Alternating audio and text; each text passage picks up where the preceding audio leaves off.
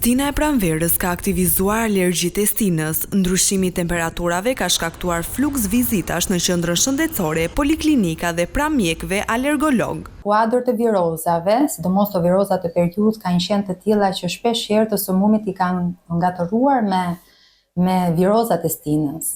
Ndërkohë që dhe riniti alergjik në vetvete është pak i vështirë të diferencohet me rinitin në tërësi. Kështu që duhet jetë një mjek specialist ai që diferencon një sëmundje alergjike nga një sëmundje jo alergjike. Një situatë e tillë konstatohet edhe në Elbasan. Është ambienti i ndotur, janë faktorët gjenetik që ndikojnë, jetesa që ne bëjmë, por që sëmundjet alergjike janë të moshave të reja.